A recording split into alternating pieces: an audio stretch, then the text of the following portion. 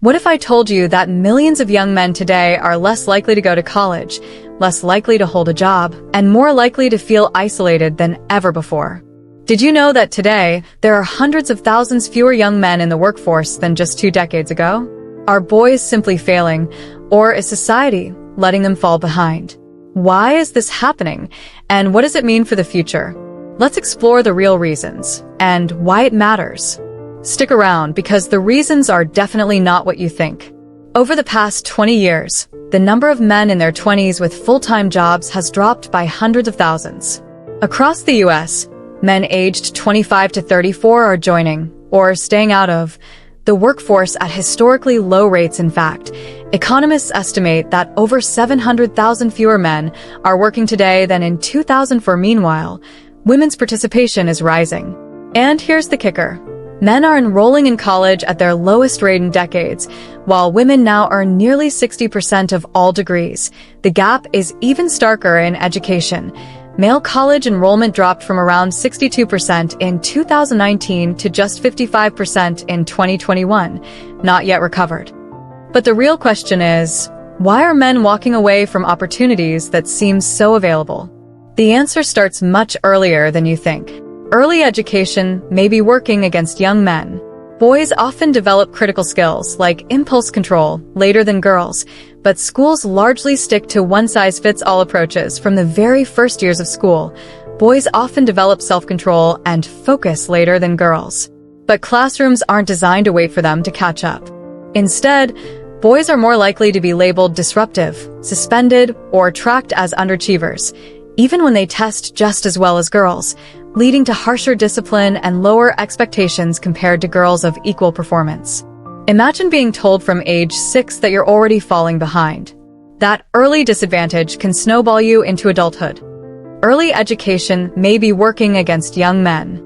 Boys often develop critical skills like impulse control later than girls, but schools largely stick to one-size-fits-all approaches from the very first years of school. Boys often develop self-control and focus later than girls. But classrooms aren't designed to wait for them to catch up. Instead, boys are more likely to be labeled disruptive, suspended, or tracked as underachievers, even when they test just as well as girls, leading to harsher discipline and lower expectations compared to girls of equal performance. Imagine being told from age 6 that you're already falling behind. That early disadvantage can snowball you into adulthood. But it's not just about grades. Young men today report spending more time alone than women, hours more, every single day. The problem isn't just economics, it's emotional isolation. Young men today spend over an hour more alone per day than women, a trend that contributes to despair and disconnection. That loneliness is feeding a silent crisis, higher rates of depression, addiction, and even suicide. These aren't just numbers. They're real stories of young men who feel cut off from the world. And the scariest part? Many don't even know where to turn for help. Which leads us to the biggest factor of all. This isolation is reflected in rising rates of suicide, addiction, and deaths of despair, especially among those without college degrees. As one commentator put it, this isn't just a boys' crisis, it's a crisis of society's expectations of masculinity. For decades, industries like manufacturing gave men without college degrees a reliable path to stable work. Those jobs are vanishing. The decline of male-dominated industries like manufacturing and labor automation has compounded the issue. Traditional pathways into stable jobs are disappearing. At the same time, women are entering fields like healthcare and education, sectors that are thriving and resistant to automation. So while young women adapt to the future economy, many men feel stuck in the past. But losing jobs isn't the only problem. Losing identity is even worse. With fewer male teachers, fewer mentors, and fewer fathers in the home, boys often grow up without positive role models or strong mentoring. Many young men drift online, sometimes into toxic or misleading spaces. Authors like Richard Reeves argue that we haven't balanced support. While much effort was rightly focused on empowering girls, programs tailored to boys remain rare. Reeves even suggests simple but bold reforms, like delaying kindergarten entry for boys or providing male-positive educational spaces. Instead, Many search for answers online and end up pulled into toxic communities that promise purpose but deliver anger and resentment. As one researcher put it, we empowered our daughters, but we forgot our sons. And that neglect is now echoing across an entire generation. But here's the hopeful side. When boys have mentors, when they're guided into trades or careers that fit their strengths, they thrive. When schools adjust for developmental differences, the gap starts to close. And when society finally treats the struggles of young men as seriously as it does for young women, everybody benefits. This isn't about men versus women. It's about making sure no one is left behind. There are solutions. Hands-on career training like technical trade programs engage more young men and offer real job prospects.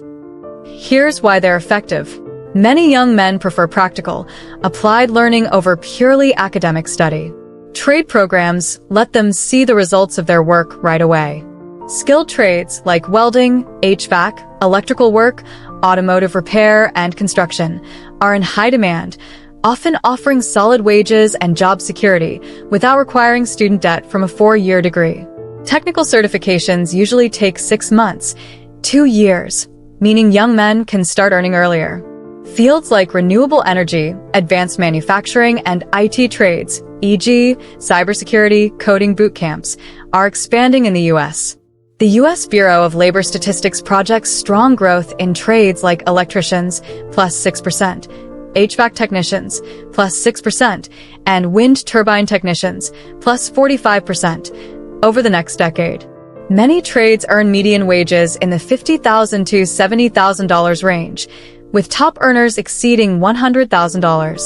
Mentorship and peer support can counter isolation and help young men develop emotional skills and purpose.